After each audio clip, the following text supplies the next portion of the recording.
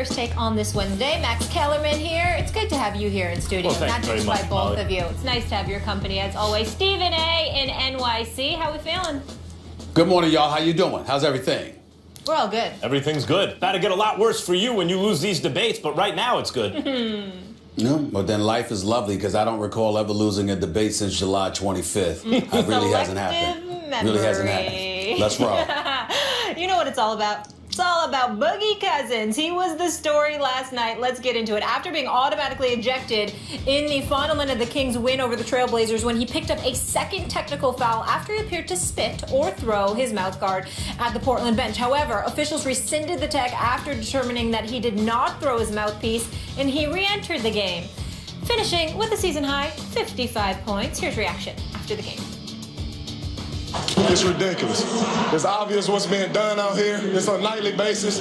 I hope the world can see now what's really going on out here because it's getting ridiculous. It's really ridiculous. But did it come out of your mouth accidentally? Is that what happened? Yes, man. This is ridiculous, man. I know what their game scheme is every night. They're hyping up their big man over there. He thinks he's a stopper. It's not happening. From my vantage point, I thought that he taunted our bench, and as he was taunting our bench, the mouthpiece flew out. The referee asked me if it was his mouthpiece. I said that it was. Then he asked me if he threw it, and I said no, he didn't, and that's why he came back. It came out as he's yelling at our bench. His mouthpiece flew out. Whether it was intentionally spitting it out or not, I don't know. I can't tell you what he said, but before I say this has zero to do with the referees. It has everything to do with him. He deserved to be out of the game for what he did. His antics are over the top. He's disrespectful. I don't know that he spit his mouthpiece at me, but his mouthpiece came out of his mouth when he was screaming and yelling at me, and it was right next to me.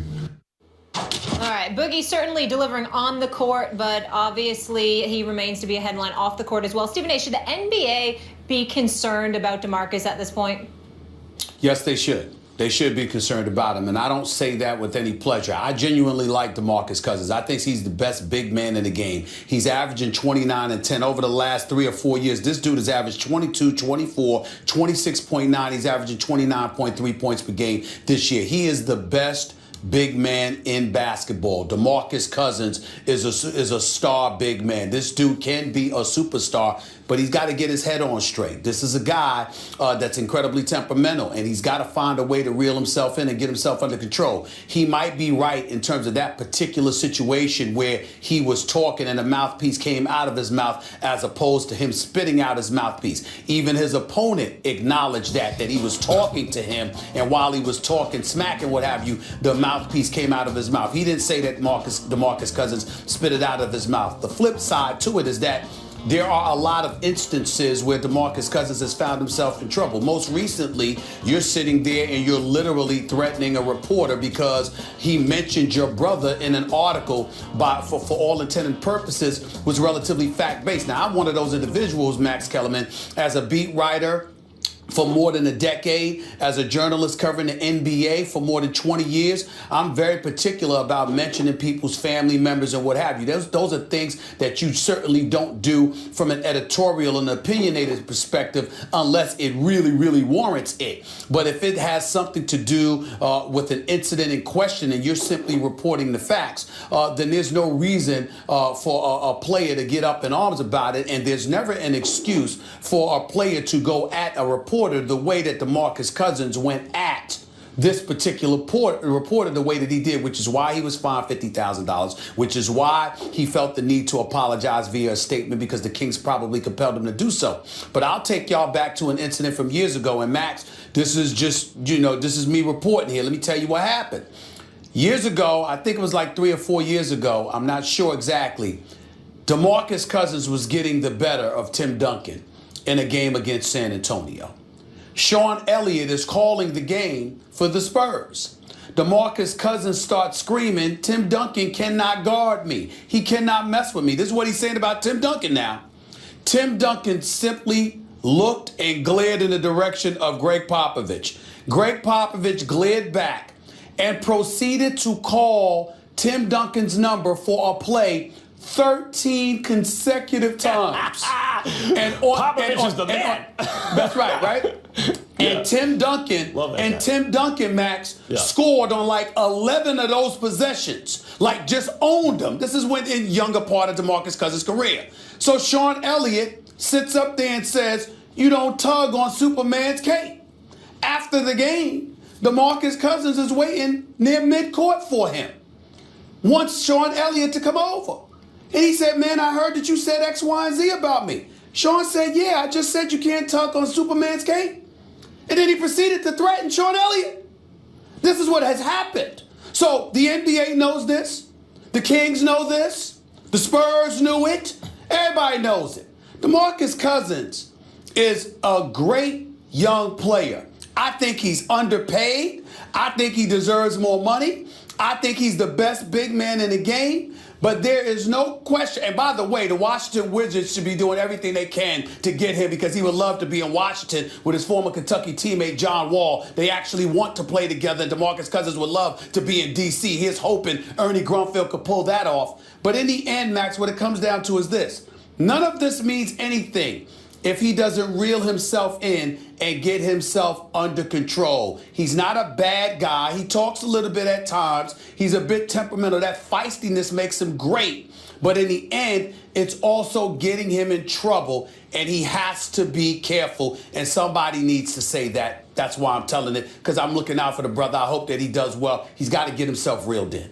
Here's the good news about DeMarcus Cousins. I always ask this about a max contract player, and he's not that. He's to a very team-friendly deal. But eventually he will be a max contract player.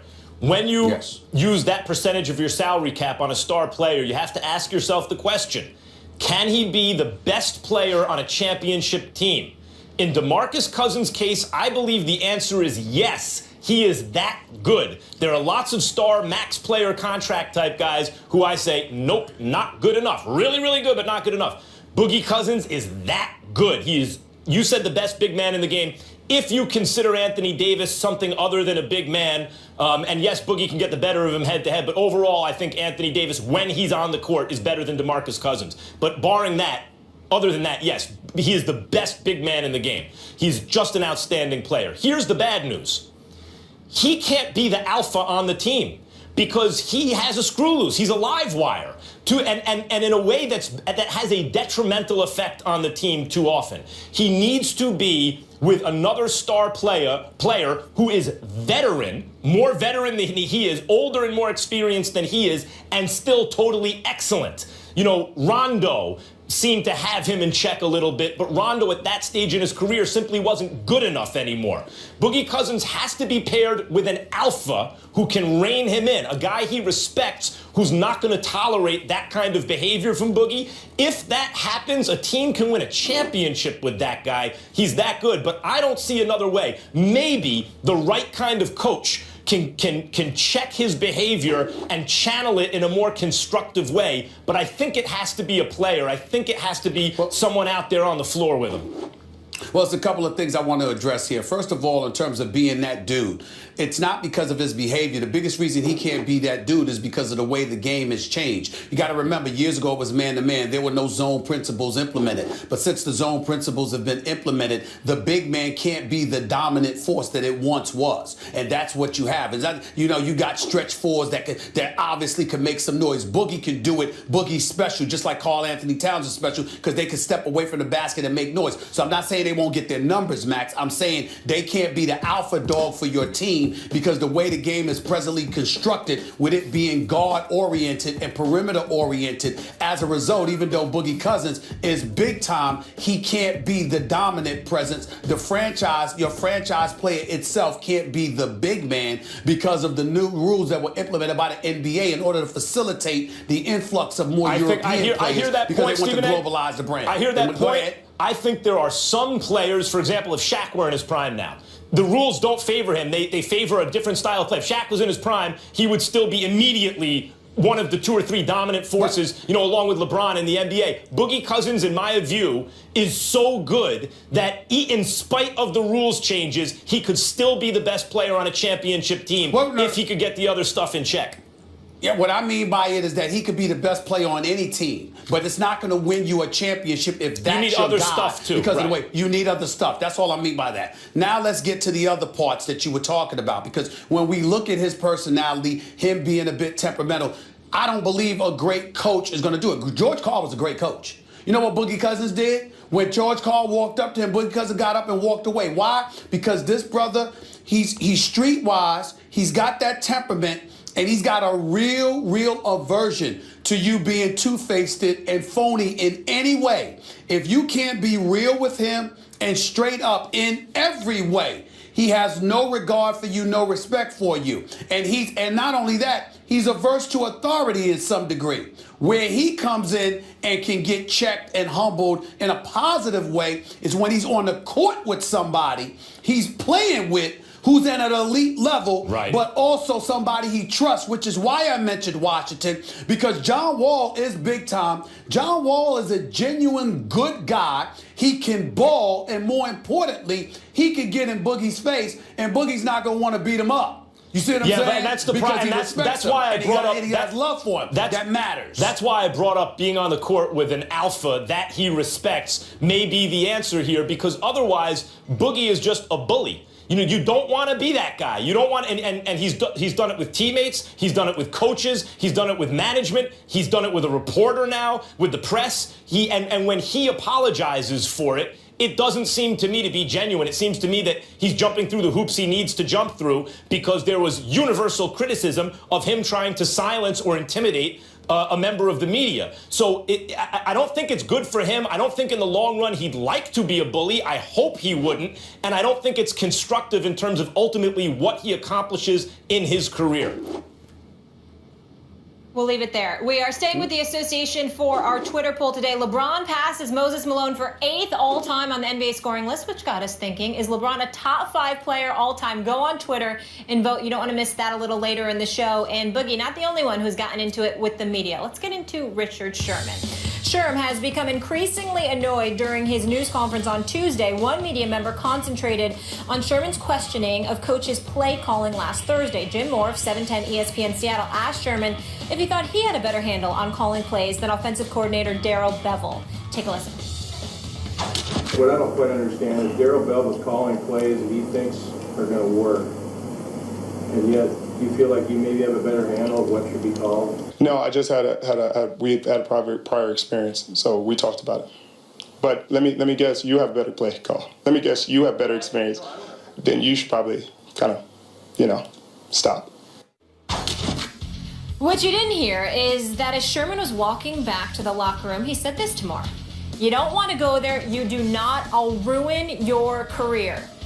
You'll ruin my career, Moore asked. How are you going to do that? Sherman said, I'll make sure you don't get your media pass anymore. Is that right? Moore asked.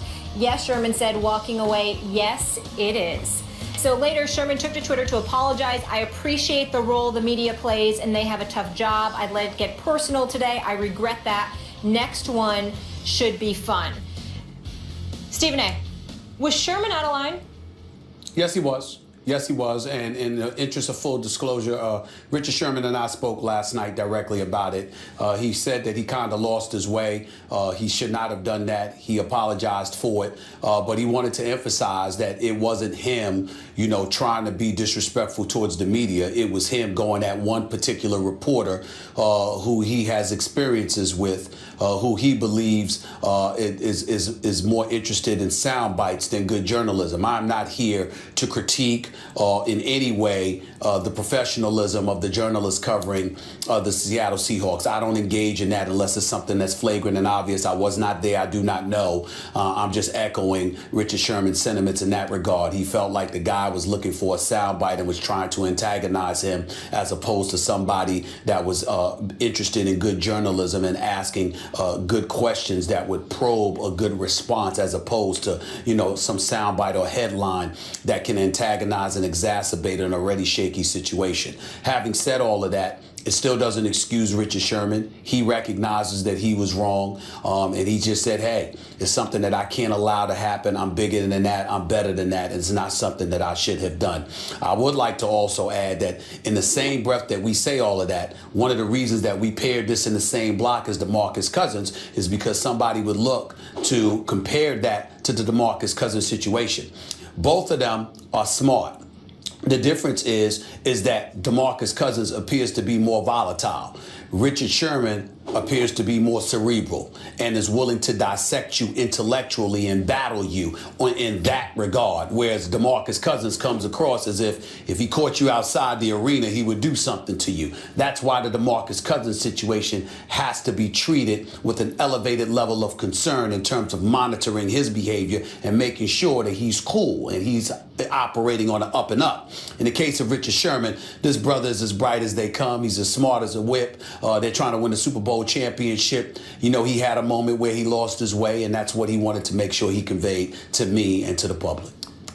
Richard Sherman here is a completely different issue, I think, than DeMarcus Cousins. Richard Sherman is a Stanford-educated guy who is genuinely, it seems to me, apologetic for this situation, as opposed to someone who knows now, okay, I got to jump through these hoops to make this better. I think what happened with Richard Sherman is he gave into an impulse. You know, he was angry. He gave into that anger, and it feels good in the moment. And afterward, maybe because he was caught, sure. Maybe had he not been caught, it wouldn't have mattered. But, he wouldn't have done this, or maybe he would have. But the point is, when confronted with this, he reconsidered his behavior. He realized it was impulsive and immature and irresponsible, and he holds himself to a good professional standard and therefore apologized for it. This is why Richard Sherman, in so many respects, is such an excellent example of the evolved modern athlete, and I'm a big fan. You should be a big fan, but I wanted to piggyback off of something you said. Not that you said anything wrong there, Max. I just wanted to, just for the purposes of some of the audience out there, the kinds of folks that I communicate with on a daily basis. Let me tell you something right now. Yeah, Richard Sherman is from Stanford, and that definitely is worthy of being mentioned, considering the fact that he's from the streets of Compton. And also in the same breath, I don't give a damn where DeMarcus Cousins is from. You've got to monitor yourself and exercise control. You can't bring the streets to a professional environment. There's no place for that, and we need to say that. In terms of Ivy League, or not that Stanford, Stanford is Stanford, and DeMarcus went to Kentucky. Well, hell, you went to Columbia. I went to an HBCU known as Winston-Salem State University. Explains why you lose all these debates. Well, it doesn't. That actually, you got a lot more explaining to do than I do. I mean, you come from Columbia, which is an Ivy League school, and you getting your butt waxed by an HBCU alum every day. I'm only allowed to use half my brain on this show. I didn't tell you it's your contract. You know what? Is behind my back. What the problem is you're usually using too much of it instead of being simplistic. You may have a point. But that's the whole deal. But here's the deal. In the end, in all seriousness, what it comes down to is that I just feel it's important that DeMarcus Cousins has a bright future, man. This dude can be a superstar in this league. I want this brother to succeed. But you can't act the way that he's been acting. He may have been wrong sometimes. Like he said, some of it's going on. It's ridiculous. But what DeMarcus Aldridge has to accept is the fact, DeMarcus Cousins has to accept is that he's brought some of that on himself. Because of his chirping, because of his talking, you've got the officials monitoring everything he does. He's done that. I brought up Stanford and the fact that Richard Sherman went there and everything, but you're right. Like, let's leave education or pedigree out of this for a second. Right. Even had DeMarcus Cousins gone to Stanford, there are some people you look at, I don't care where they're from, where they went to school, whether they're from the streets or not, whatever, you go, that's a live wire. There's something about their personality. They're live wires. DeMarcus Cousins is a live wire. I understand he values loyalty. I have had an interaction where he came on Sports Nation a year or two ago, whatever it was, 2 years ago, and I liked him. He was, I don't think he's a bad guy from what I could observe or interact with him, but he's a live wire, man. You see it. And he's got to get that under control, or someone does. And it's for his own good, because otherwise that level talent, which is rare, will be wasted. All right, that'll do it. Coming up next, LeBron. You notice, Molly, how nice sorry. I am? I'm letting Max have the last Well, word I had today. a I realize pause, that's so I didn't know. That's I was so like, I'm gonna important. take it, get to this next debate. It's so important to him. I wanted him to have the last word. He did final take. Now he's the man. He wants to be the closer. So I want him to have that. You see what's I want going him to on, have right? that. Yeah, Mariano I want him to Rivera have right that. here to my left. I'll let him have it. I thought you were at a loss for words. From now on, play No, enter Sandman, not at all. okay? Can we get the right Sandman when all I right, talk? guys. No. LeBron moving That's up right. on the NBA's all-time He wants that too. scoring Don't list. think he's joking. He wants that. Passing Moses Malone for the number 8 spot. But is LeBron already a top 5 all-time player? You don't want to miss that discussion in just a little bit. And Jerry Jones is being, well, Jerry Jones. Don't miss the latest comments from the controversial Cowboys owner when First Take returns. I'm very much into putting interesting things that I at least think are interesting and could be interesting to other people. This falls in that category. And I might give it a little extra twist one way or the other. A lot of times I do this stuff to create the debate.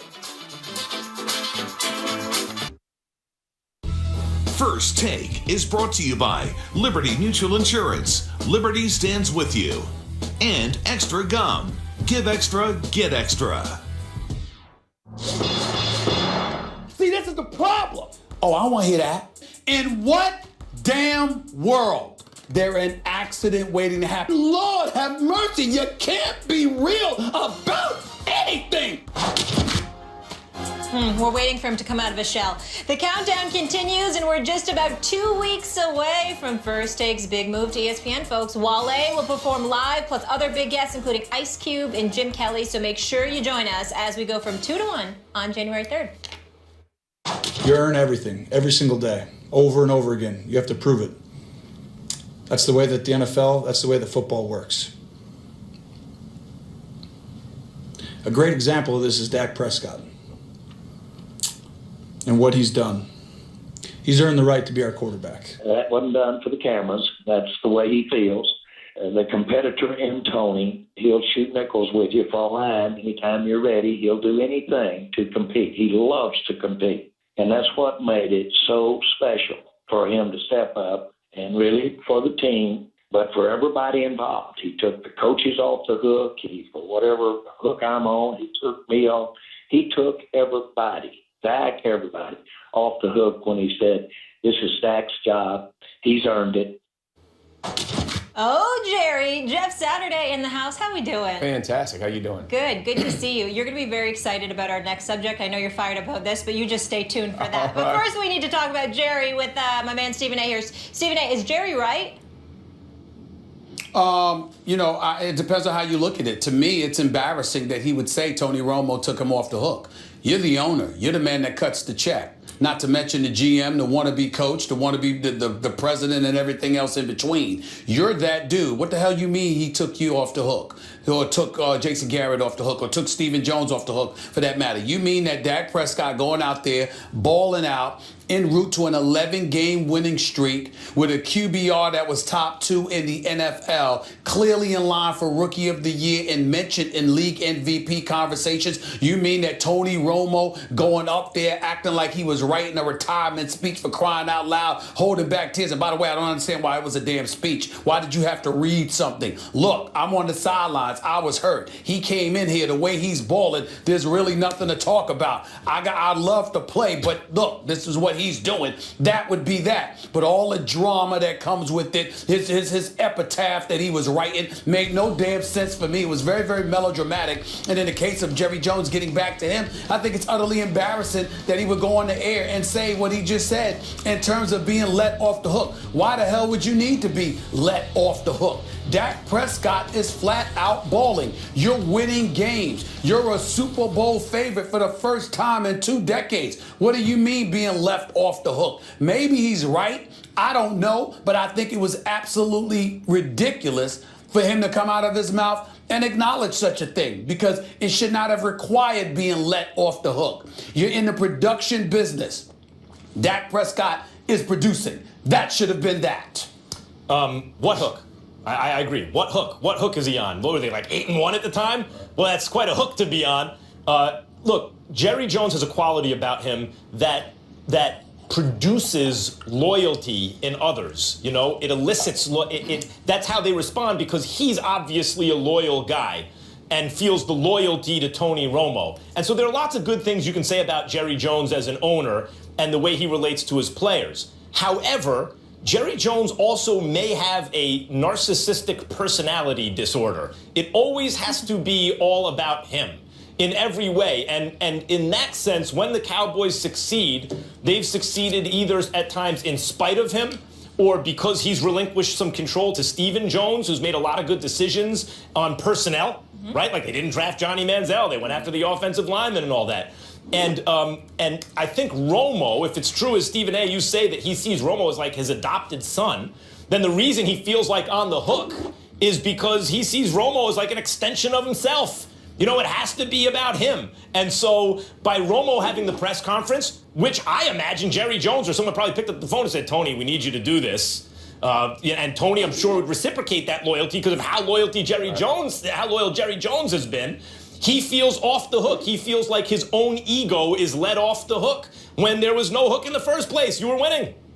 Well, I think one thing you have to look at from a Tony Romo situation was the Cowboys, their fan base, the way Jerry had talked about what they said before Dak ever went. When Tony gets back, this is his team. And when you say things like that, that is your full intention, right? Most people say, hey, you don't lose a job because of injury, blah, blah, blah. But the reality is that's not true, right? Guys get hurt, next guy comes in and plays well, it's his job. I mean, that's just the way the football world goes. But when you're talking about a quarterback for the Dallas Cowboys, the relationship that you just referenced between Jerry, Jason Garrett, Stephen Jones, and Tony Romo, all of those guys, how they built this thing together, the way they were working towards, I'm sure he felt some tension of what he was going to do. I do think what Tony Romo did was good for their football team and their fan base by just walking in and assuring everybody what we all know, right? Because we don't have any vested interest. We're not Cowboy fans, haters, either way. We're just going to look at the field and say, hey, this is what should happen.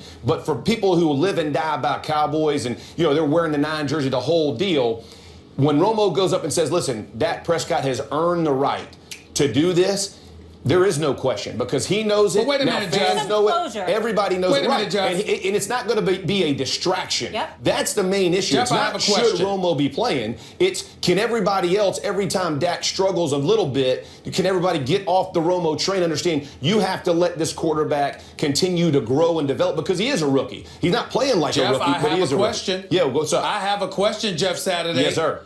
Why the damn speech? Why the speech? A written speech. I'm with what you on was that but about? I think Max made a good point.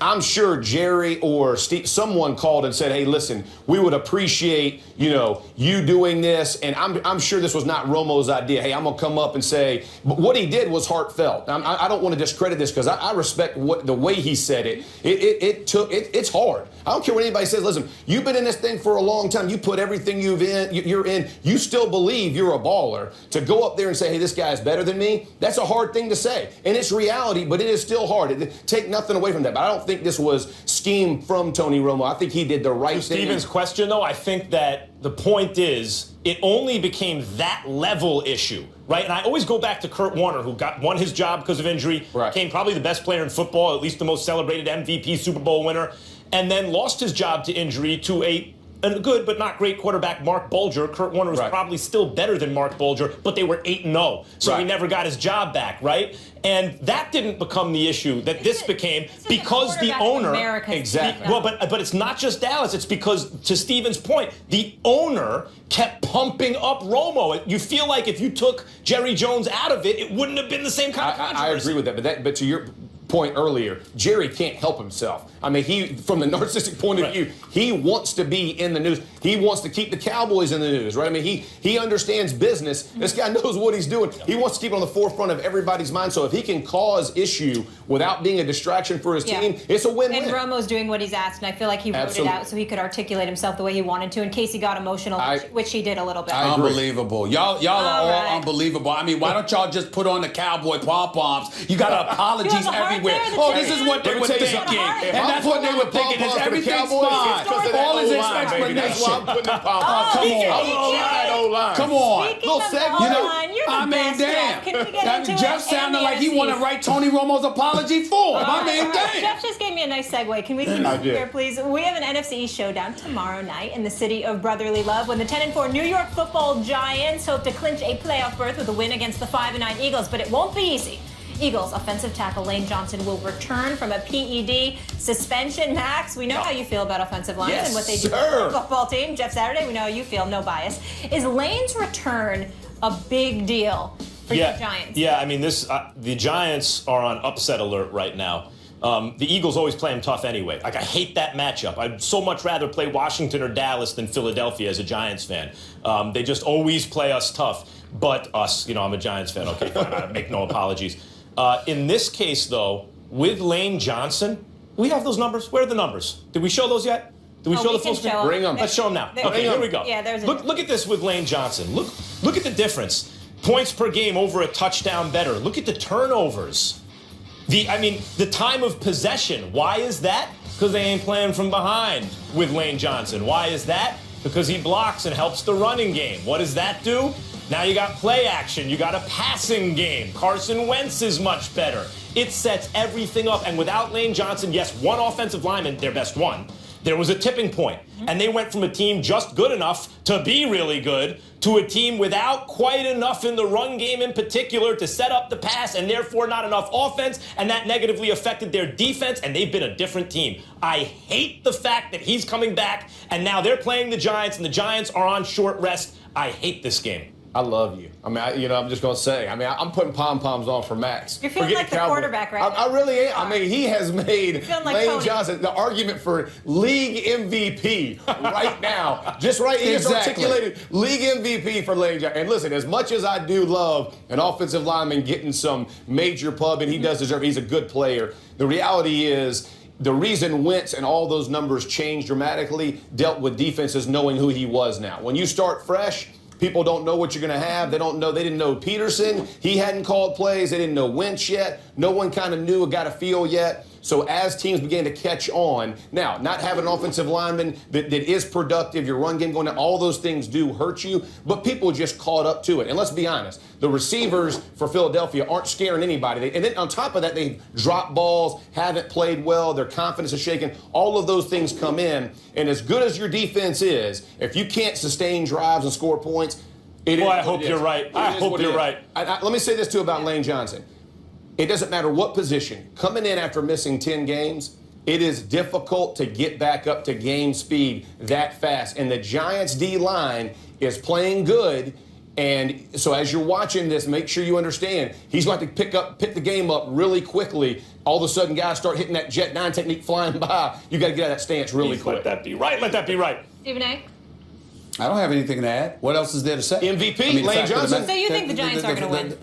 No, the fact of the matter is that Max is hitting a panic button because of one offensive lineman. I think everybody knows that's utterly ridiculous. The only reason why Jeff Saturday did not say so is because he's a former offensive lineman himself who get no love. And he obviously feels, he's sensitive to the fact that there's somebody on national television showing offensive linemen some love. I would remind Jeff Saturday that the Cowboys have religiously received love the world over. Everybody knows their offensive line is elite, so it's not like no offensive line gets love. The Raiders' offensive line has gotten love. The Cowboys' offensive line has got love. The Eagles got love last year with Lane Johnson in the lineup this year. He's obviously out for 10 games due to the PED suspension. In the end, what it comes down to is simply this. The Eagles don't have receivers outside of Jordan Matthews, and Jordan Matthews is not really a number one.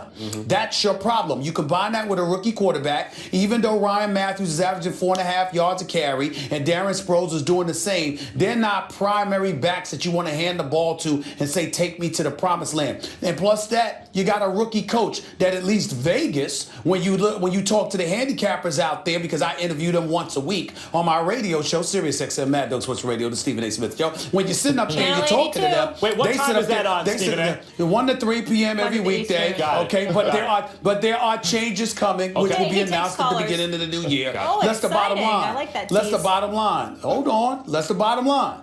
In the end, what it comes down to is this. You look at them, rookie coach, rookie quarterback, okay, a number 2 wide receiver posing as a number 1. You don't really have much. That's the problem. Lane Johnson is an additional problem, but he ain't the MVP candidate that Max is trying to make him out to be. I hope you're right. Period. Jeff, who you got winning this one? I got Giants. Yeah? They're playing. Listen, I'm impressed with what they're doing. I mean, they are finding ways to win. It's not always pretty, but they are hanging in there. And we all know, we've seen this script before. Manning with a good defense coming late in the year, and all of a sudden he can potentially catch fire. I mean, it's a dangerous formula because they believe. They've seen it before. They believe. People buy into it is. I see it. Yeah. Ladies and gentlemen, changing gears. Okay. Back to the Cowboys for a quick second. Yeah. You getting We pom-poms talked about on? Tony Romo. We talked about Tony Romo, the adopted son. Yeah. We're all touched by him, the emotional letter, the epitaph, the retirement speech that he wrote. Yeah. Did you know that, I mean, you would think about him like he's a future Hall of Famer, right? Well, you know there's a Hall of Famer, a legitimate Hall of Famer, who would happen to be the greatest cornerback in the history of football, some would say. Deion in Sanders. prime time, Deion Sanders. Yep. Do you know familiar. that he's not, do you know that he's not even in the Cowboys Ring of Honor? Just a thought. Deion He's not even in the Ring of Honor. He's not even in the Ring of Honor. Deion's the second best player I've ever seen behind Lawrence Taylor. Hold on, excuse me, need Max. Prime in Jerry's world. I just text Prime because I said, wait a minute. We talk about Romo here. Look at the jerk. What about Prime? Is he even in the Ring of Honor for the Dallas Cowboys? I just text Prime to ask him.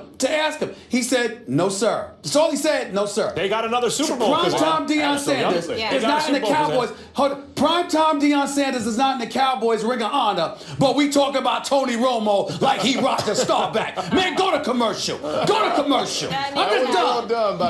I ain't want to hear. Let me drink my tea. I don't want to talk about it no more. I ain't want to talk about it no See you more. in the new year. Thank you, brother. Appreciate you. Coming up next, Please. back to the association. Give me a Blake. The Clippers lose their big man for a while. So is this the beginning of the end of Blake in Los Angeles? These guys get into that topic next. And LeBron is flying up the NBA's all-time scoring list. But is he already in the discussion as a top 5 player of all time? Trust me, you do not want to miss Max and Stephen A. facing off on this one. Gonna be good. Bad news right now for Clippers fans, as Blake Griffin had arthroscopic surgery Tuesday on his knee. Griffin is expected to miss 4 to 6 weeks while recovering. He's been having a solid year so far, averaging over 21 points per game. The good news for Clips fans is that the team actually played a little better without Griffin on the floor recently. They have a better win percentage, score more points, and have a better point differential. Max Kellerman, is this the beginning of the end for Blake Griffin and Lala? Yep.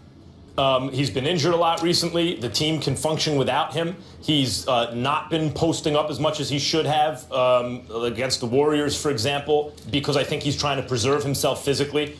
And it's a snake-bit organization, and for years it's because they had a lowlife as their owner. That's not the case anymore. Although they do have an owner now who managed to do a very bad job helming a very big corporation and was, was like the 11th guy in the garage when they came up with the idea, and so got extremely wealthy. Sorry, Steve Ballmer, just the way I view it. And the Clippers are, as an organization, for losers. They're a loser organization for losers. And what I mean by that is, if you move to LA and you are from Boston, you can't bring yourself to root for the Lakers because they're the enemy. Okay. But you like basketball, so you root for the Clippers because they're harmless and lovable. But they've never even been to a conference finals in the history of their franchise. That is true. And then you want credit for it too. It's the most annoying thing about Clippers fans. I spent 5.5 years in LA, and 7:10 a.m. in LA is ESPN is the home of the Lakers. And I noticed that Clippers fans, in addition to making the very bad choice of rooting for the Clippers, it's like moving to New York and deciding to be a Mets fan. Is this a little bit about Marcellus? Well, no, but he is a Clippers fan, so Yeah. that's a good point. Marcellus, what are you doing?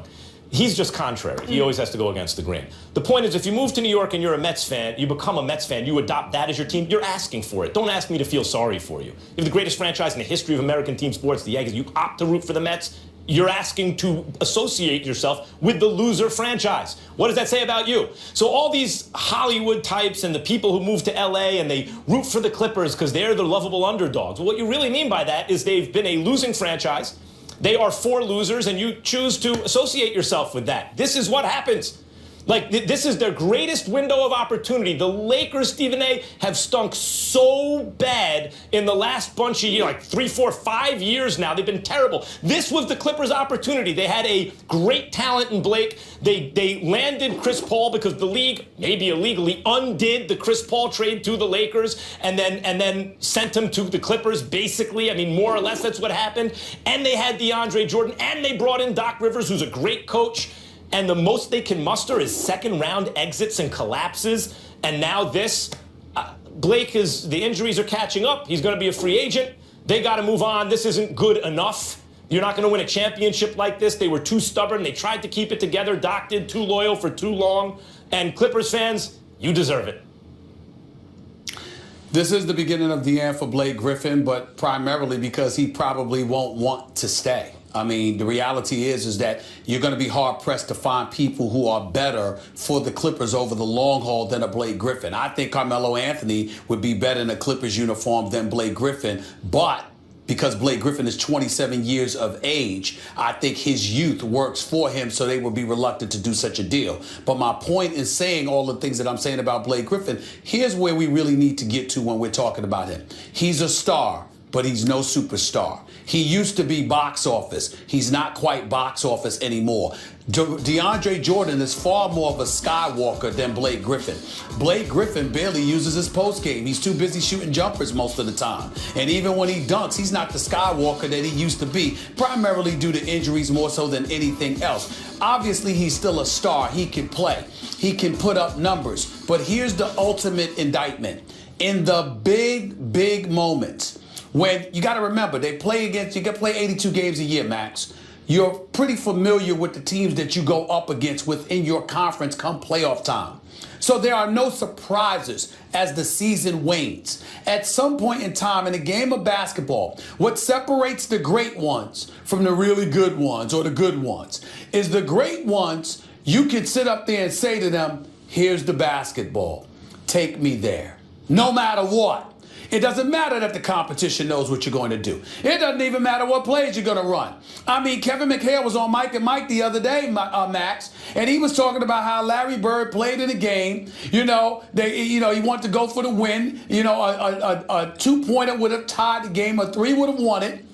And he walked over to the bench and he said to them, look, I'm about to hit this three on y'all from right here. Okay? And that's what he did. And that's what he did. When the great Julius Erving, the doctor and the house calls and class personified, literally punched Larry Bird in the face on the court. The only fight I've ever seen Julius Erving get into in his entire career. Why? Because Larry Bird said, I'm going to hit this jumper right here and did it. Oh, I'm going to go over here and do it to you again and did it. Are you seeing what I'm doing to you? Can you take this? No, you can't. Literally torturing him. What I'm saying to you is that Michael Jordan and others, you knew exactly what they were going to do and there was nothing you could do about it.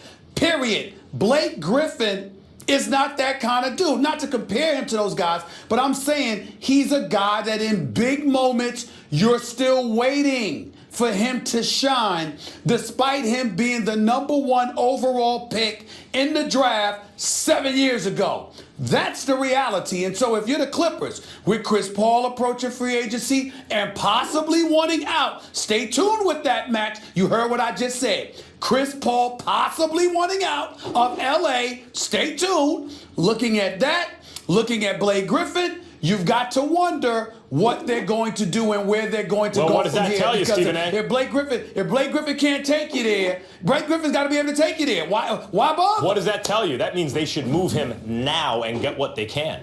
Wait a minute now. Of course, you should move him before the trading deadline. But what I'm saying to you is that you got to make sure you can get equitable compensation. There are not too many athletic 6'10". No. Otherwise, you're going to lose him for nothing. Well, I'm just saying, when you consider the money you might have available and what you'll be able to go out and do, you got to take that into consideration as well. Because on a rare occasion, Max, remember, you can let a guy go and it clears up enough money with the elevation of the salary cap. You'll actually have more money as opposed to having to take back at least 85% of what you give away or something like that.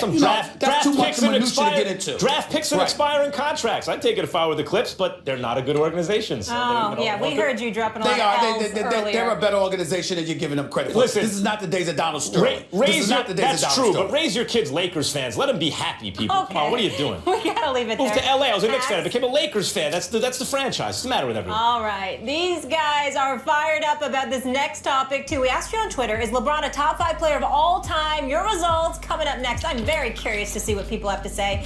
And one of the greatest Cowboys of all time has a message for the young stars in Big D. Should fans be encouraged by this message from Emmitt Smith? These boys are on their way to try and accomplish one of these three things that you see behind me right now. So I wish them the best of luck. Much love for Dak, much love for Zeke, and definitely much love for my Dallas Cowboys. It says here, that's not even fair. By the way, kids, stay away from all this stuff. Bum. I always keep my eye on them. I don't think the sky is falling. Jedi mind trick. Yes, he is worth every penny.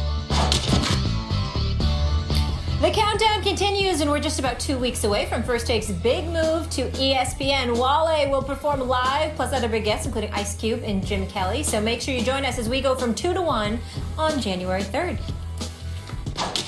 Meanwhile, earlier this month, LeBron James moved into 9th place on the list of all-time scorers, and last night he moved up the list again. In the Cavs' overtime win over the Bucks, LBJ passed Moses Malone for 8th all-time with 27,442 points. Next on the list for LeBron to catch, the Diesel, but it might take a while. Shaq has over 1,000 more career points than the King. So we posed this question to you all on Twitter earlier. Is LeBron James a top 5 player of all time? The results are in, and 72% say yes, he is. Stephen A., did our Twitter fam get it right? You know what? I'm not sure. And a lot of people are gonna, be up in arms about that because they're used to me being very, very definitive. I can't be definitive. This is the one question, Max, I can't be definitive with. Here's why. LeBron James, to me, is easily a top 5 player of all time for the first 46 minutes. The last 2, I'm not so sure. And that's where it comes in for me. Now, if you go by position, sure, he's top 5. Because I'm going to put Kobe behind MJ at the 2. I'm going to put Magic at the 1. I'm going to put LeBron ahead of Larry Bird. I'm going to put Kareem Abdul-Jabbar in the middle, a 6-time champion, the league's all-time leading scorer. I'm going to put Tim Duncan as my top power forward of all time. But if you just shove aside positions and whatever, I give LeBron nothing but respect and deference because of his greatness over the course of time, what he does on both ends of the floor, what he does for 46 minutes a night. But when crunch time arrives, when palms get sweaty and backsides get tight, I can't put him there. I got to put Bird ahead of him. I got to put Jordan ahead of him. I'm damn sure going to put Kobe ahead of him. I'm going to put these guys ahead of him. That's the difference for me. And every time somebody asks me this question, I will openly admit, Max, I am completely incapable of shifting my position. I refuse to answer the question directly as it pertains to that because I don't ignore the last 2 minutes. I don't ignore overtime. I don't ignore crunch time. Nor should those you. Pivotal moments. I can't do it. But I can look over the totality of a game, the totality of a season, and to tell you for 82 games a year, plus playoffs, plus finals, LeBron is easily top 5. But if I shove that aside and elevate the importance of crunch time, the last 2 minutes, then he's I'm still not gonna top lie 5. to you. Then he's still top 5. Are you ready for this? Go ahead. I'd even put Dwayne Wade ahead of him in the last 2 minutes. Okay, he's still top 5 that way. By the way, LeBron James choked away 4 consecutive fourth quarters in the finals against the Mavericks in 10-11, right? He did that. That ship has sailed. It's never coming back. It's one of the reasons he'll never be greater than Michael Jordan. However, to paint him with that brush as though he chokes under pressure ignores a lot of other fourth quarters, late and close, finals and playoff games and regular season games he's played in, where the statistics show that often, Stephen A., he's been more clutch than Kobe Bryant in those situations. But let's leave that alone for a second. The comparison, people will throw up their I disagree with that, but go ahead. I disagree with that, but go ahead. Okay, fine. I mean, again, the record of events says differently. Let's look at these last playoffs. Well, those are stats you picking out. There are others, but go ahead. Let's look at these last playoffs. When LeBron James, the finals, when he was down 3-1 to a 73-win team, the all-time winningest team, down 3-1, and they, not the Cavs, had home court advantage. And on Sports Nation at the time, I remember turning to the camera and saying, okay, LeBron, Muhammad Ali had to go into Zaire and fight Big George Foreman in the Rumble in the Jungle. He was supposed to be destroyed. He was a 5-1, 6-1 underdog. There's no way he can win that fight. Here's your Rumble in the Jungle. Here is where the legends are made. Here is where legacy is truly made. When you do the impossible, and they did it. And it was because of LeBron James. The season before, he had one of the all-time great finals in a losing effort because Kyrie and Kevin Love were both hurt. They were gone. He tried to do it all himself, took it a competitive 6 games. And then this time, with his crew, down 3-1 to the greatest regular season team that ever was, that had just come back on a Thunder team that was, all-time great, maybe had it not been for the Warriors coming back on them and beating them. LeBron James led them down 3-1. And how did he do it at the very, very end? Remember that? When Draymond Green, who otherwise would have been the finals MVP, LeBron goes up, hard foul. He comes down, hard on his hand. It affects him. He goes to the line with the finals on the line, misses the free throw because of the hand. And you saw him on the free throw line making the mental adjustments. Okay, I got to tweak this. And hitting the shot that iced the finals in one of the all-time great finals appearances. You want to still say he's not clutch? He's absolutely top 5. The greatest player of all time is Michael Jordan. That might not ever change. It's hard for me to imagine a greater player than that. You want to argue Bill Russell or Kareem for the number 2 spot, 2-3? That's fine. Then it's LeBron James. He has 3 championships that he's actually won, including the one I just mentioned, one where he got them there, a Cleveland team that had no business in the finals. He led them there. If you look at the peak of his career, it's as good as anyone but Michael Jordan's, maybe Kareem's, but it's right there, top 3 of all time. And if you look at the total career value, considering he plays both ends of the floor, better than Magic and Bird because he's a better defender. He's bigger, stronger, faster, etc. Defenses are more sophisticated now. And you look at the length of his prime, the fact that he's still going, the fact that he probably should be like an 8-time MVP. There is no way to keep LeBron James out of the top 5 of all time. Stephen A., real quick, before you jump on him, can you just clarify one thing for me? There's nothing. I mean, I need a lot clarified because he said so much. I mean, I thought I was taking a class at MIT with all of these damn analytics people. That is not the same as watching the game. And watching the game is entirely different. I took you through the Draymond play. I still am shocked that Max Kellerman uses his numbers more than his eyes. With those Beetlejuice eyes, I do not understand why this man does not exercise I have a question. I don't get it. How can you see the size of my eyes from your deluxe apartment in the sky? It is a nice apartment, isn't it? But here's the deal. Go ahead, Molly. I just need you to say one thing. You have D. Wade above LeBron. Why?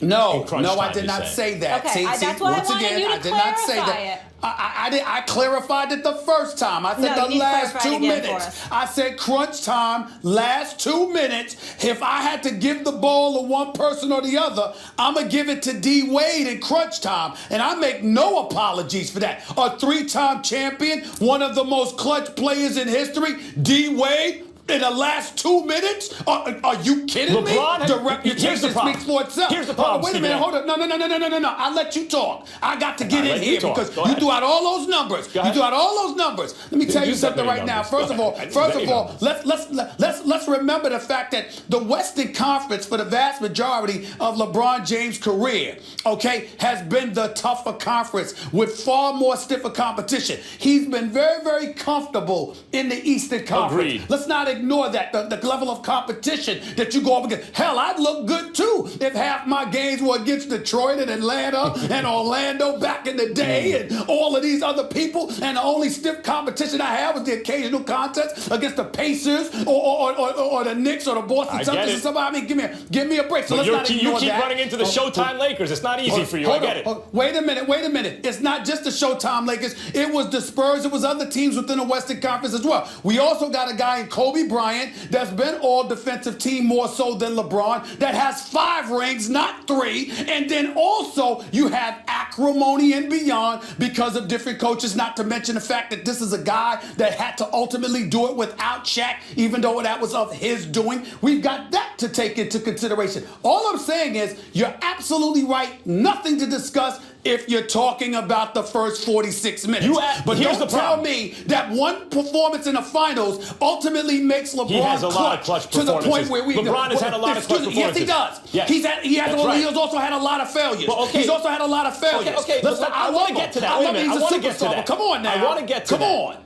This is the problem with LeBron. The early impression he made was that he wasn't clutch. And by the way, he deserved that, particularly for the finals. It wasn't early. It extended beyond early. Fine, particularly for the finals that he had against Dallas. However, to ignore the fact that he's transformed himself into a great clutch player. I'm not ignoring it. Well, okay, but that's what he is now. So if you want to take the peak of his career, where he's better than a lot of the guys you just mentioned, yes, including Kobe in his prime, the peak of LeBron, and if you want to take that peak, well, guess what? He is a clutch player now. And if you want to say, I want to average in the career, his career value is amazing too. But I'm trying to get to your point because it's a point that I don't want to let you ignore. I don't want to let you ignore. Listen to me. I'm not playing. Listen, because I'm trying to get to your point. Here's the deal.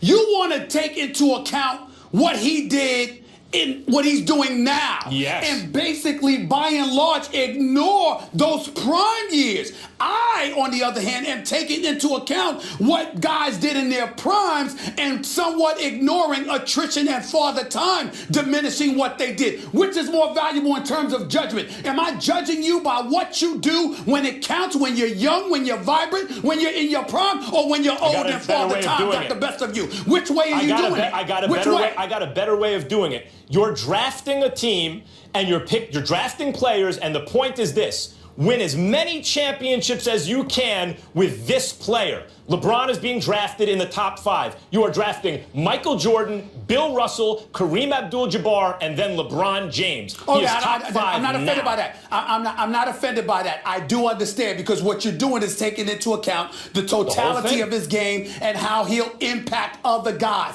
I get that, but that's a different discussion because, again, that's what lends me towards saying he's easily top 5 because of those first 46 minutes and what he does for everybody. I specifically said where he diminishes in my eyes are those last 2 minutes where it ain't about those other guys. But he's become excellent at that. It's about you. But he's become excellent at it.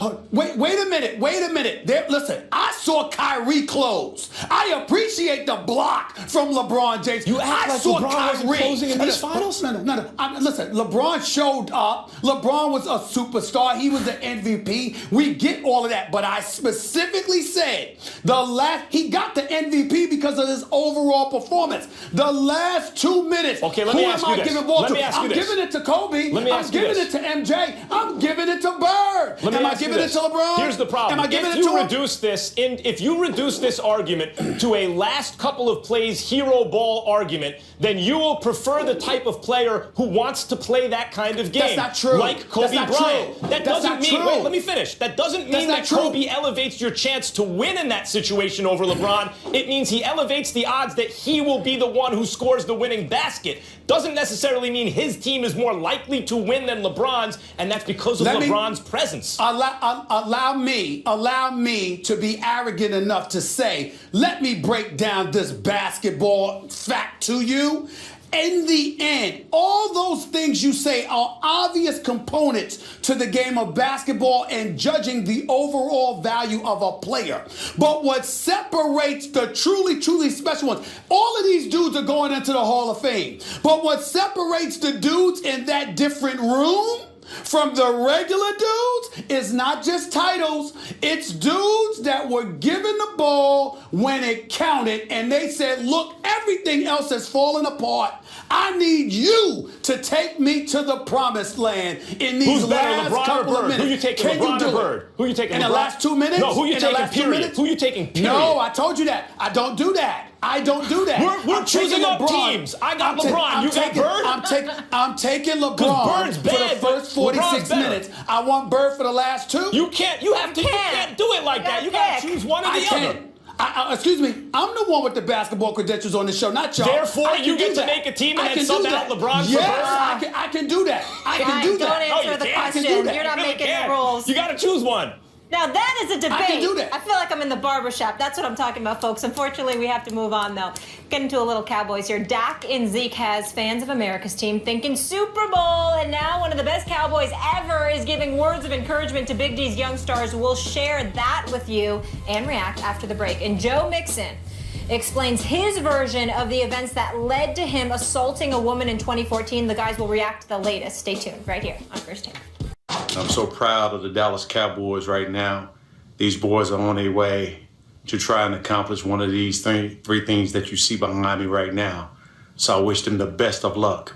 Much love for Dak, much love for Zeke, and definitely much love for my Dallas Cowboys. Good luck, guys. Stay healthy and go get your ring. See those Lombardis? That was Cowboys Hall of Famer and 3-time Super Bowl champion Emmitt Smith telling Dak Prescott and Ezekiel Elliott, go get yourselves a ring. Stephen A., should Emmitt's comments mean anything to Cowboys Nation? Well, I suppose it should. I mean, my Lord, I didn't know Moses had shown up. Did you see him? I mean, Moses has shown up. Behold his mighty hand. And he parted the Red Sea. And now, all of a sudden, the Dallas Cowboys have been anointed, prophesized to be ultimately Super Bowl champions. Definitely, you got to take Emmitt Smith seriously. Despite my disgust with the Dallas Cowboys fan base, the most disgusting fan base in American history, the most nauseating, obnoxious fan base in American history, who no one should root for. The only thing you should root for when it comes to them is their absolute misery. I'm talking about the fans. We have to give love and respect to the great Emmitt Smith, the leading rusher in NFL history, who I love dearly. The bottom line is this. Emmitt Smith knows what he's talking about. They're obviously a team to take seriously, and I think the reason why you don't ignore his words, even though he looked like Moses, you don't ignore his words. You don't ignore it because Emmitt Smith has not been one to come out and speak this way about the Cowboys. He didn't speak about them this way when they went to 12-4 a couple of years ago and lost that playoff game at Lambeau Field. He didn't speak about them in that fashion en route to that playoff appearance. He didn't root for them years ago when they went 13-3 before losing that divisional playoff game to the New York Giants. He didn't do that. He clearly sees something special in this team, and you have to take his words seriously because he's not going to be gung-ho about just throwing out such praise. There's a level of legitimacy that gets attached to it when it comes to Emmitt Smith. I believe him. I respect the hell out of him. He has the right to say it. He has the cachet to say it. I just hope and pray beyond measure that he is absolutely, positively wrong, because even though he's a good person, a good man, and a very, very valid Cowboys fan, he is not the disgusting, obnoxious, delusional, pain in the you-know-what typical Cowboy fan that has sifted through our society like a damn virus. He's not one of those Cowboy fans. I am glad that Emmitt Smith seems to have taken to Quakerism. I think there's a lot of value there, but it does look like something's going on there. You guys are unbelievable. Oh, lots of good things to say about the Quakers. The Underground Railroad, I'm very, and other. I'm very happy about that. When we want a history lesson, we'll let you know, Quakers. Only you would bring up the damn Quakers. What it looked like. Go ahead, man. Unbelievable. I'm very glad that Pilgrims are next. I'm very glad that Emmitt Smith thinks that the Cowboys can win a Super Bowl. What's next? Does Cal Ripken think that the Baltimore Orioles can compete? Does Bill Russell like this Celtics team? I mean, of course Emmitt Smith. Look, he sees two young studs at quarterback and running back. He's a running back. This is the first guy that's been on this team who you think could be in the Hall of Fame one day. Since Emmitt Smith, he's running behind a great offensive line, just as Emmitt Smith did. because they also have a young quarterback. I mean, 2 rookies. It's too good to be true for Cowboys fans. Emmitt Smith is excited and thinks they can win a championship.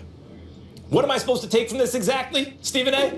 That because he hasn't, we can't remember a quote where he said this in recent years, that this is somehow different? Well, yeah, of course it's different. We just talked about it. The Cowboys are the best team in the NFC, almost wire to wire so far this season. The only losses, 2 of them to the Giants. Otherwise, they've beaten everybody, and they're really good. Yeah, Emmitt Smith thinks they're good. What's the story here again?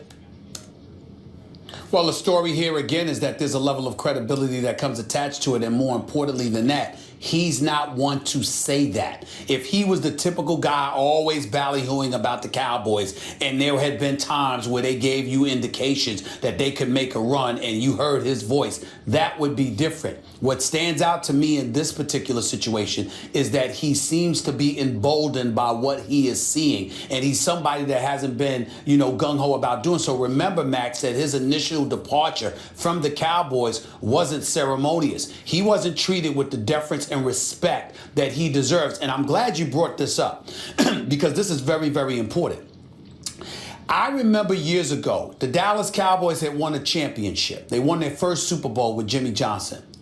Their second time around, Emmitt Smith was a holdout. He missed those 2 games. They had ultimately reached an agreement, and Emmitt and I have personally talked about this. I have never seen a person who just signed a contract extension look more furious than he had looked, because it took the Dallas Cowboys starting 0-2 after they had won the Super Bowl the previous year for Jerry Jones to come to his senses. He didn't hold out with Troy Aikman. He didn't hold out with other dudes, but he held out with Emmitt Smith, and Emmitt Smith was highly offended by that. When Emmitt Smith ultimately departed later on in his career and he went to Arizona, he didn't feel he was treated right. So there's always been, there's respect, but the level of love and adulation that you're seeing from Jerry Jones as it pertains to Tony Romo, that wasn't there for Emmitt Smith. Emmitt Smith is a prideful man. So he's somebody that remembers that, recalls it, holds on to it, and is very, very reluctant to give undue praise to the Cowboys. But he's willing to do it here, which tells you how legitimate he thinks they are. That's why you should respect it. All right, we will leave it there. Coming up, Max sees a problem with the NFL, but don't worry, everybody. He's got the solution. Don't miss Max's final take coming up in just a bit.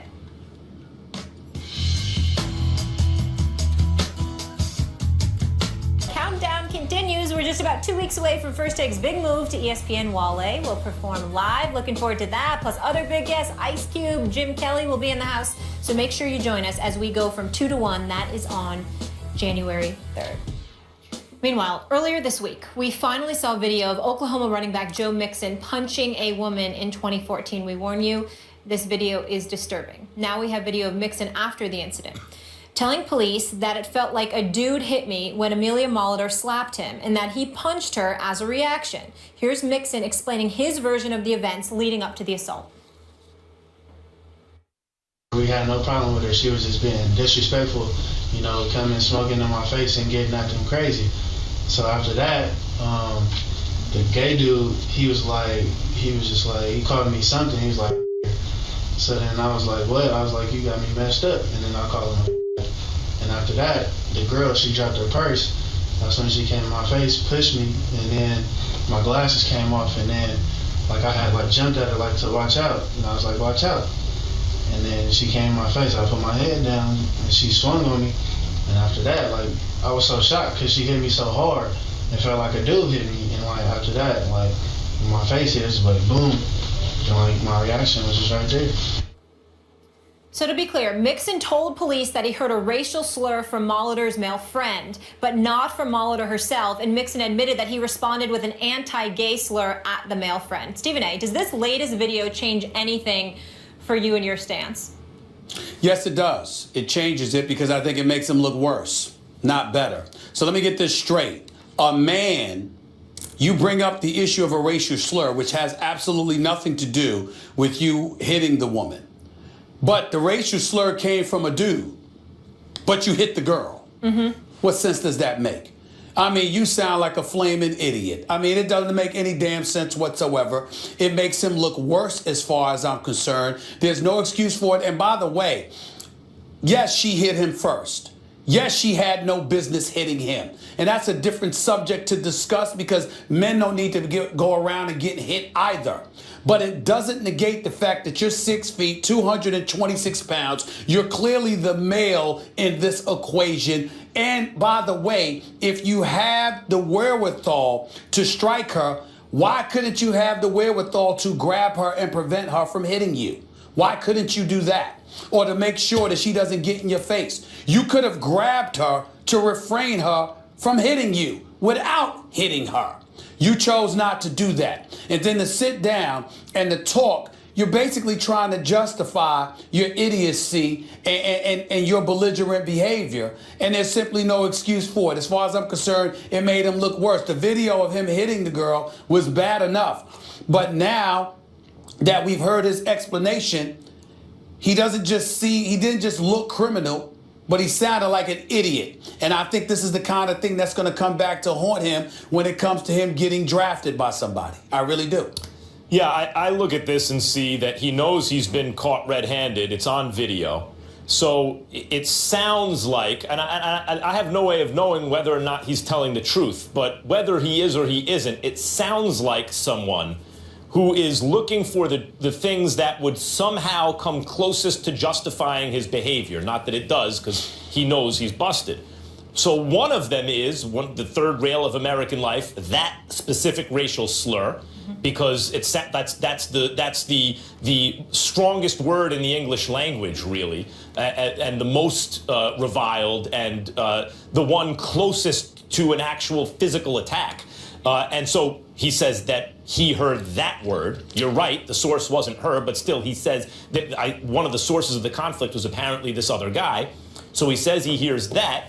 And then secondly, he has to say that his reaction wasn't as disproportionate as it looks on video. So he says, look, you can see she hit me and it felt like I was hit by a dude. In other words, she hit me hard.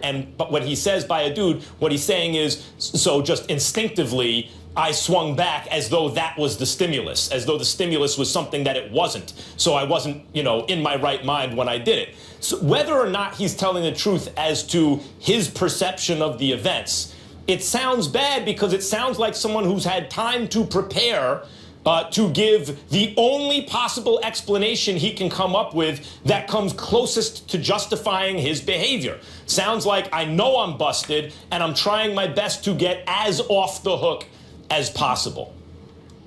Listen, he sounded like an idiot. I'm going to go back to that. It's very, very simple to me. A racial slur came from a man, but you hit the girl? Okay? That's I don't even know why he brought that up when he was talking about the incident. And then on top of it all, again, you skirted out of there because you knew, like you said, he got busted. You knew that you were wrong.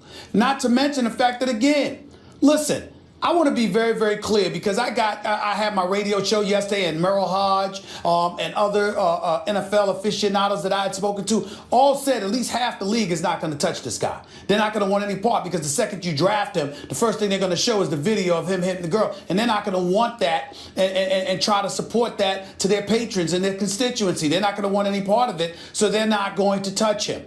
But the other side to that is this. You also have folks called, and I had so many callers on my radio show yesterday talking about, yeah, but she hit him first. Not an excuse, Stephen A., but she hit him first. Okay, let's make sure we get that out the way. Nobody needs to be hitting anybody. Men don't need to be hitting women. Women don't need to be hitting men. Yeah. Let's get that out the way. But having said all of that, you are a man. You are over 225 pounds. You couldn't grab her to prevent her from hitting you? You couldn't do that? You couldn't do that? I want to bring up one more thing about this. You could have done that. Yeah, I want to bring up one more thing about this because there has been things written and said about the idea that when you read or hear that someone had to have their jaw wired shut, you shouldn't need to see the video. And you and I discussed yesterday, Stephen A., about this is the way, evolution has fixed our brains, that when we hear about things, it seems abstract to us. We hear about statistics and numbers coming from parts of the world, torn by revolution and other disasters, earthquakes, volcanoes. You hear this stuff, disasters and people suffering. When it's in numbers, when it's statistics, you react one way to it and you think that's a very bad thing. When you see it, we're wired for this. When you see that visual, it affects us differently. So I would just say that try to keep in mind this video. This is what it looks like when you read she had to have her jaw wired shut. That's what it looks like. That's the reason she had to have her jaw wired shut. That's what it looks like. I appreciate you saying that. Stephen, can I add one thing more context to this story? Go ahead. Go ahead. One other thing, you mentioned that she pushed him first, and that's never okay. Nobody should be putting hands on anyone, male or female. Racial slurs are not okay, just as say anti-gay slurs, those are also not okay. But in terms of her side of the story for Molitor, she was outside with her friends, and Joe Mixon and a couple of his other teammates started taunting and harassing one of her friends for being gay initially. So they go into this sandwich shop to kind of get away from it. And then she's kind of explaining what's going on. He follows her in. They start to get into it. Well, the point that I want to make here is this never had to happen. He could have left the whole thing alone and not instigated it initially. And I know you mentioned, obviously, grabbing her rather than to calm her down, rather than, hitting her back, which is never okay. But it doesn't even need to be that. You need to be smarter than that and not be touching her, period, and just walking away from this situation, a situation that you started yourself. Well, first of all, you're assuming I knew that part, and I did not know that. I did not know. No, that's why I wanted to share the context. Yeah. He was harassing her outside and then followed her in the store. I was not aware of that portion of the story. Yeah. Her friends. I'm just saying, I just wasn't aware of any of that. My only point, the only thing I know about is the video that I saw, or the two videos that I saw. And I was commenting about that. That's number one.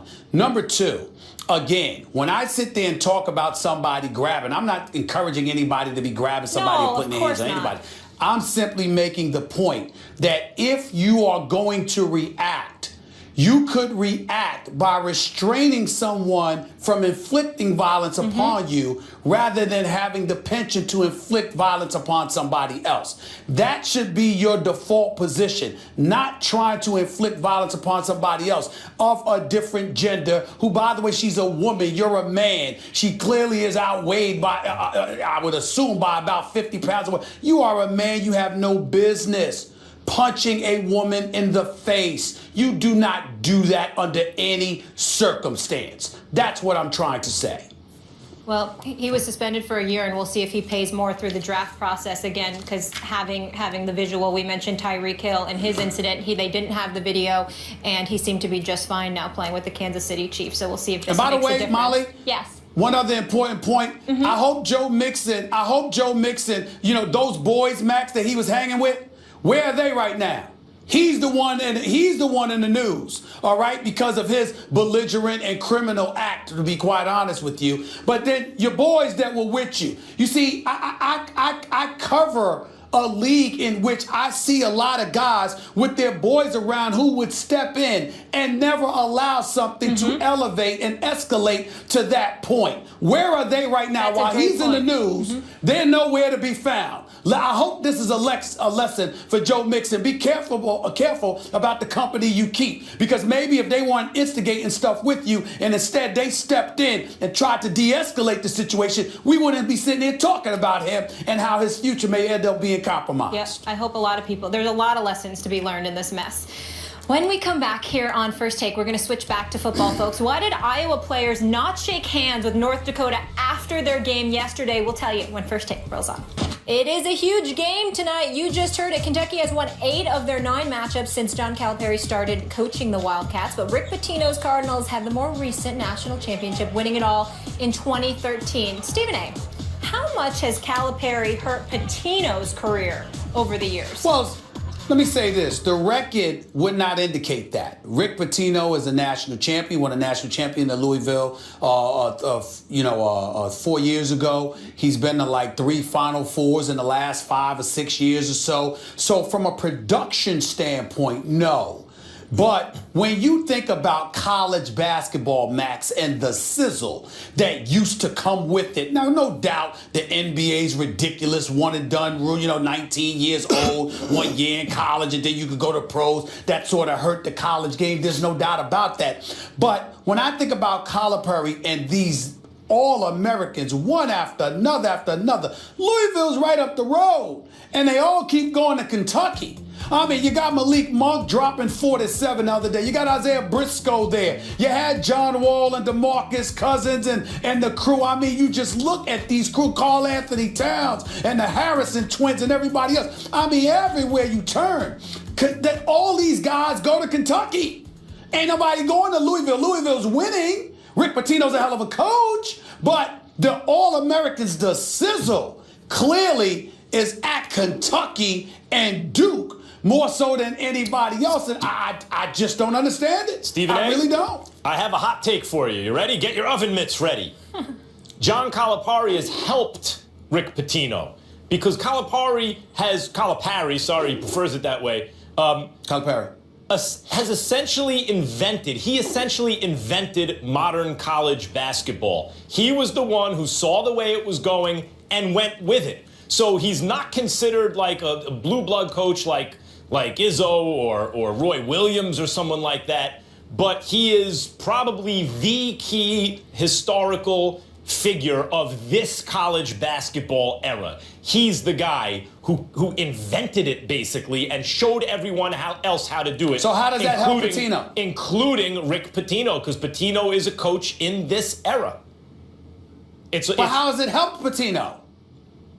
He's been largely imitated by successful coaches, Stephen A., including Rick Pitino. There once upon a time in the sport of college basketball, when Calipari, he was at UMass, and then he came to the NBA, and then he went to Memphis and all of this other stuff. But Pitino was arguably the man. Yeah, there was Dean Smith and then Coach K and then Roy Williams was at Kansas before he went to UNC. Right. And Jim Calhoun, yes, you can't forget him, the great Jim Calhoun. But the fact of the matter is Pitino was like, it flew off the tongue when you thought about college basketball. He was synonymous with Calipari it. Now was you think about his Calipari and Coach K. And Calipari was considered the imitator mainly because his last name also ended in a vowel and he's from the Northeast, basically, so they reminded people of Pitino.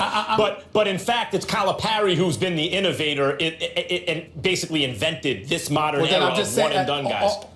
All I'm just talking about is sizzle. We know that Bill Self, Rick Pitino, all of these guys are great and they produce. I'm just saying in terms of name recognition, cachet, and in terms of brands that carry the sport of college basketball, you don't really think much about Rick Pitino these days. Right. And I think it's because of Calipari. Yeah, he surpassed him. I'm It's looking right up the forward road. to these two going head-to-head, of course, tonight. Let's stay with college hoops for a moment, gentlemen. Iowa head coach Fran McCaffrey not too pleased at the end of their game against North Dakota. After North Dakota's Corey Baldwin stole the ball away as the clock was winding down, McCaffrey was so annoyed, he told his team get off the court without shaking hands with their opponents this morning. McCaffrey told our Jeff Goodman that he regrets his no handshake decision and texted the North Dakota coach to apologize. So obviously, heat of the moment there. Max, what's your reaction to that? I think the lesson is even the bad boy Pistons eventually, who have no regrets about anything, eventually regretted not shaking hands with the Bulls when the Bulls swept them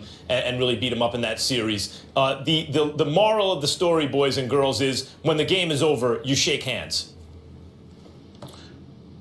That's obvious. I would say this. Here's the bigger point. These are college kids. You're a grown man, probably married, probably have children. You are a leader of young men. You have to set an example. His frustration may have been warranted, but you have to conduct yourself as an adult, even more so when you're leading kids and young men into manhood. He did not do that. He dropped the ball in a written statement. It's not enough. He should be on camera apologizing. That's all that's required, but he should at least do that because it was a juvenile thing for him to do as the coach, not to shake hands with an opponent. No question. Caught up in the heat of the moment, needs to set a precedent, but clearly he's regretful there. Coming up next, Max has the floor. Yesterday he brought it. Can he follow it up today? I think so. It's Final Take. It's after the break. Stay tuned. First Take is brought to you by Burger King. Now get 10 nuggets for only $1.49. Only at Burger King. You are so disrespectful. He is going to fall off a cliff. Shut the hell up. That's not even close to my best. They're wrong. And I don't give a damn that they agree with me or not. Richard Sherman called Thursday Night Football a poop fest. But to the fan, it's really more like Brussels sprout ice cream. It's ice cream, so you want it and consume it. But it tastes bad, and when you're done, you think, next time I'm skipping that. And then next Thursday comes, and it's ice cream again. And this time it's sardine flavored, which you haven't tried, so you do it, and so on, from Labor Day to Christmas. And at a certain point, not even you buy the old, honey, it's the Jags against the Niners on short rest. I have to watch excuse. Sad. Fans, players, media moguls, lend me your ears. I come to fix Thursday Night Football, not to bury it.